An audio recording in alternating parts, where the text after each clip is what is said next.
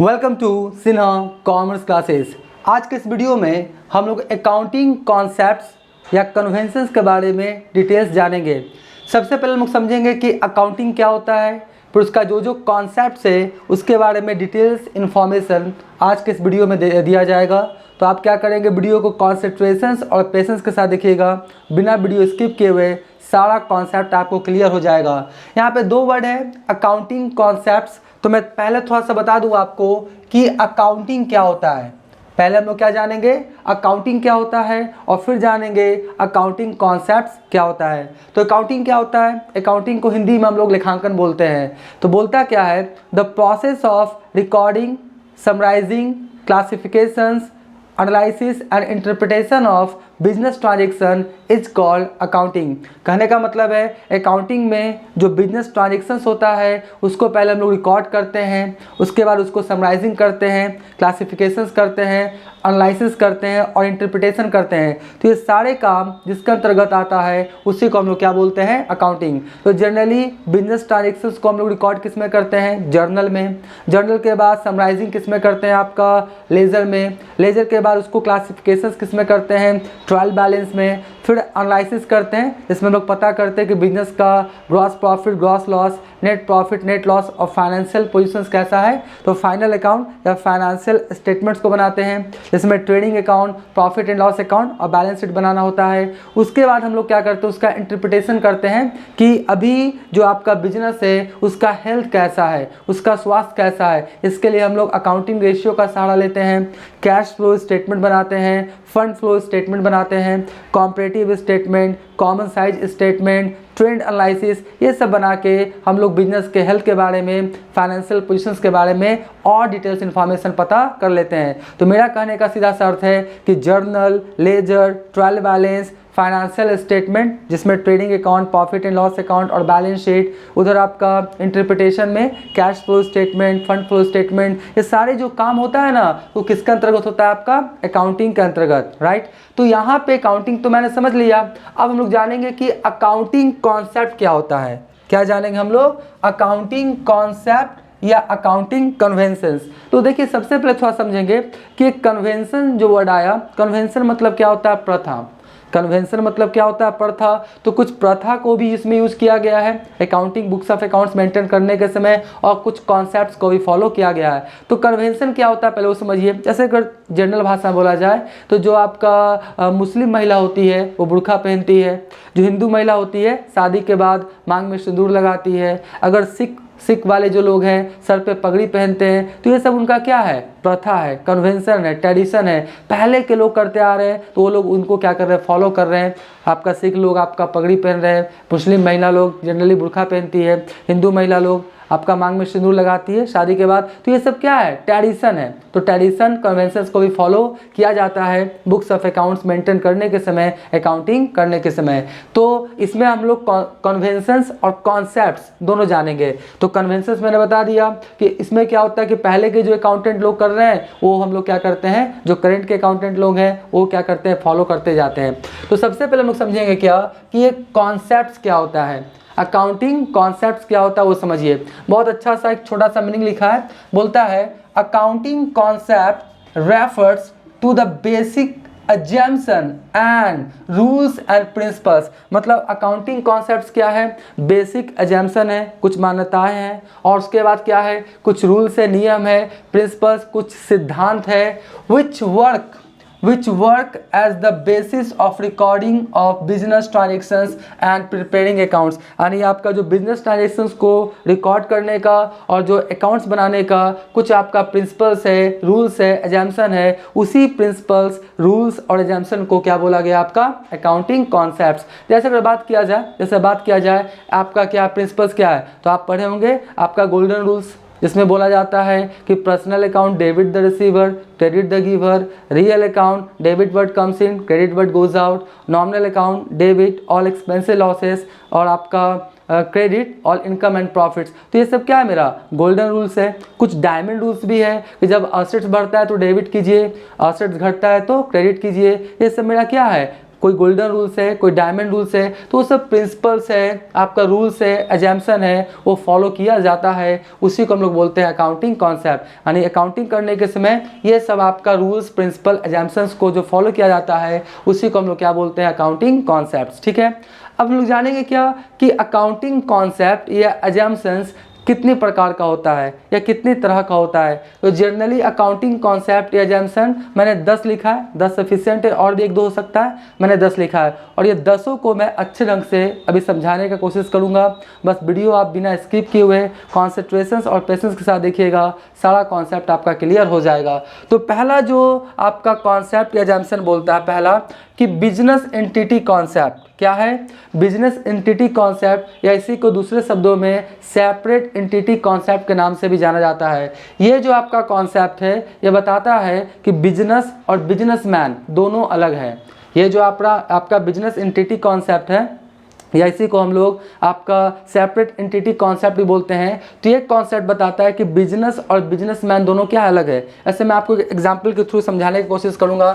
मान लेते हैं यहाँ पर क्या है, मिस्टर सिन्हा है। यहाँ पर कौन है आपका? मिस्टर सिन्हा है। ये कौन है आपका?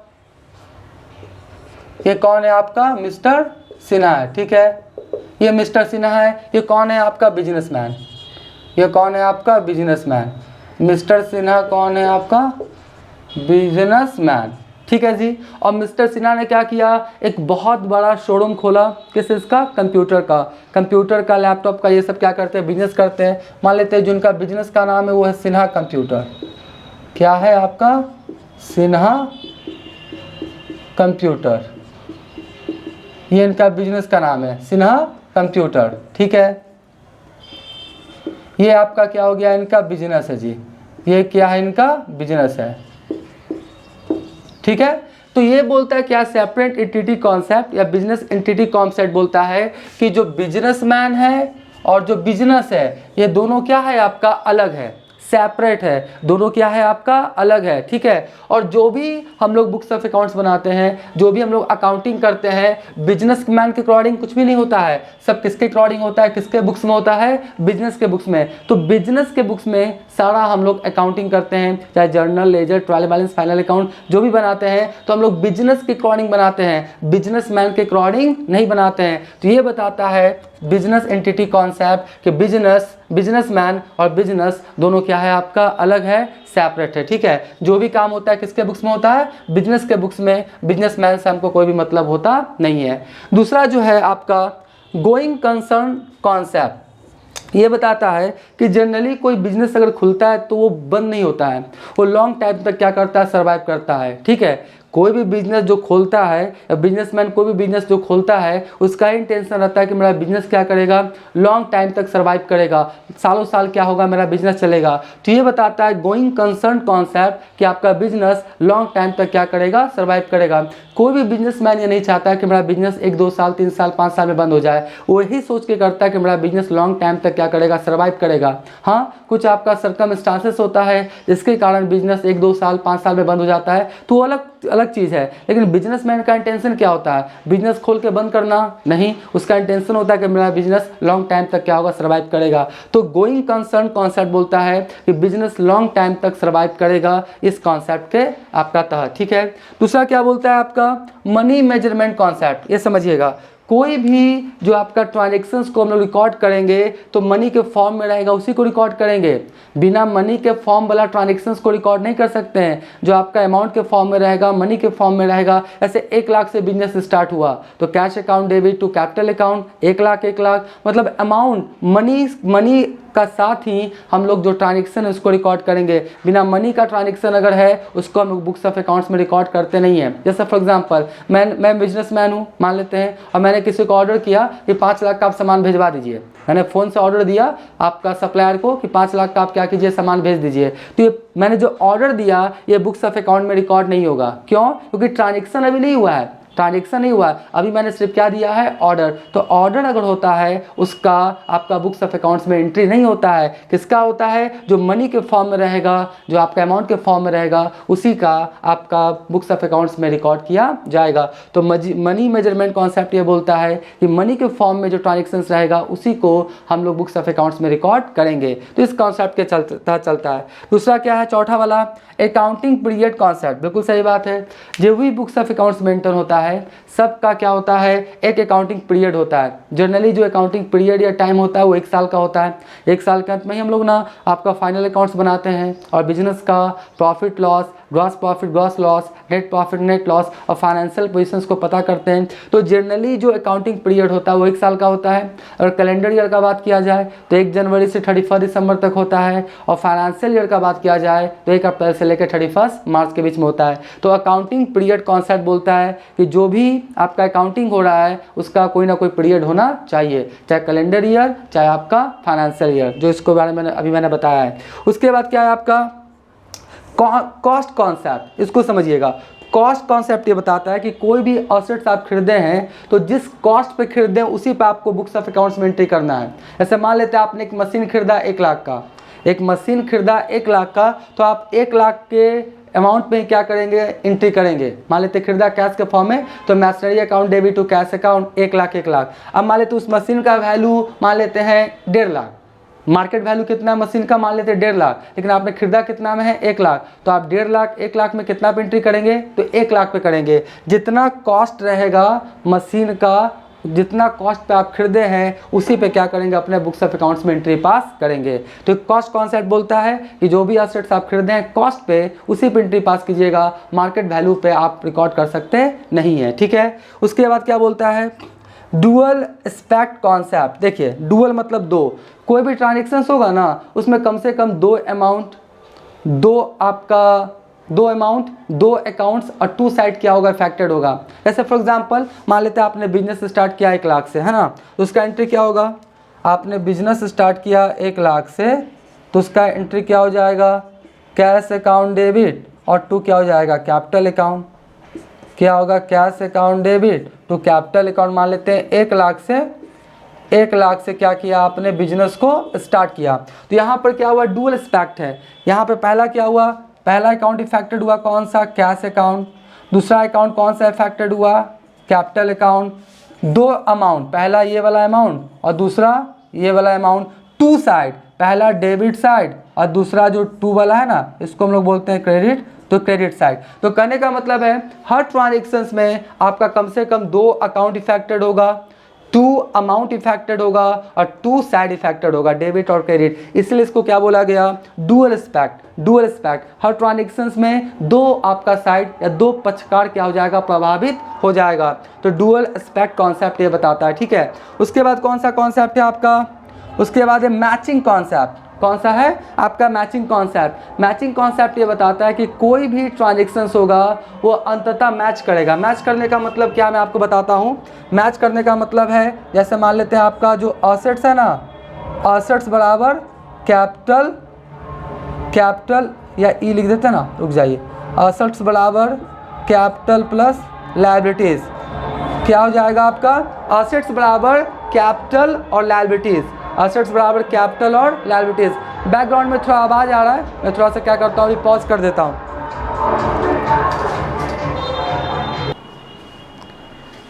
बैकग्राउंड में थोड़ा आवाज़ आ रहा था इसलिए वीडियो को पॉज कर दिया था। तो मैचिंग कॉन्सेप्ट क्या बताता है कि एसेट्स बराबर आपका क्या होगा, कैपिटल प्लस लायबिलिटीज़ या इक्विटी प्लस लायबिलिटीज़। यानी जब बैलेंस शीट बनाते हैं ना तो एसेट्स और लायबिलिटीज़ दोनों क्या होगा, आपका इक्वल होगा। एसेट्स और लायबिलिटीज़ क्या होगा, हमेशा इक्वल होगा। इसी को हम लोग अकाउंटिंग इक्वेशन के नाम से भी जानते हैं। बैकग्राउंड में आवाज़ हो रहा है, वीडियो को पॉज करना पड़ेगा।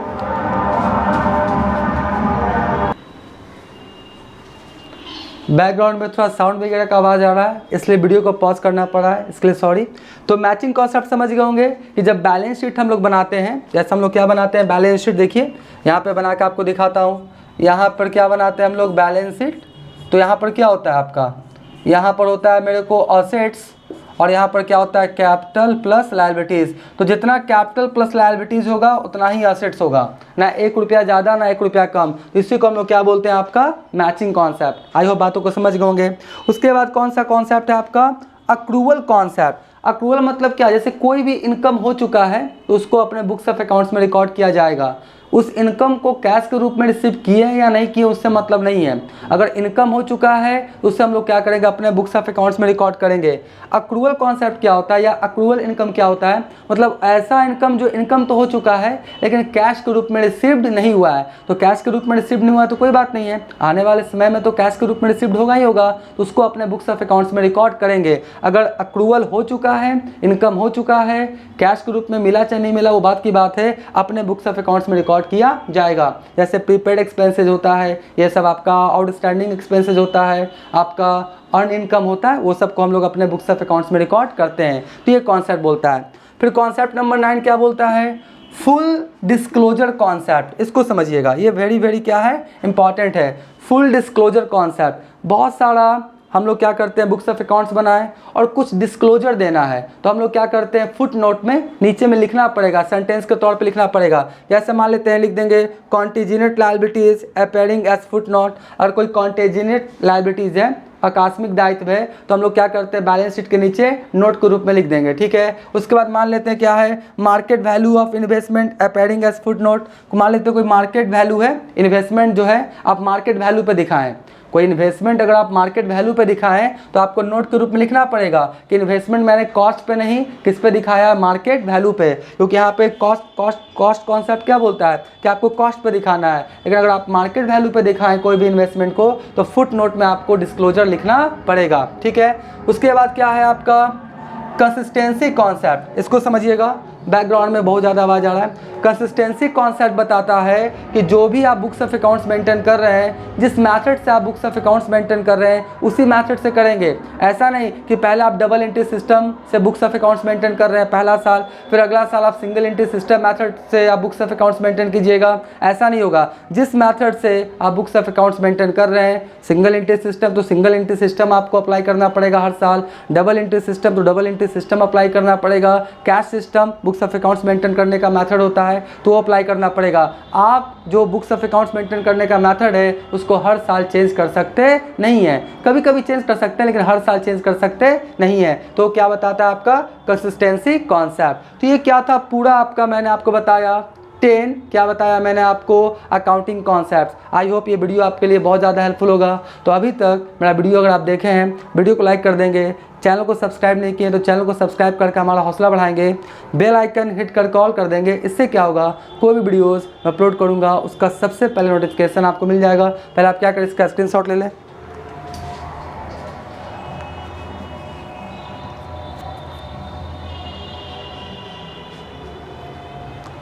आई होप आपने इसका स्क्रीनशॉट ले लिया होगा। अब नेक्स्ट वाले वीडियोस में और भी इंपॉर्टेंट इन्फॉर्मेशन का वीडियो बनाने की कोशिश करेंगे। तो आज का ये वीडियो एंड करते हैं। Thank you.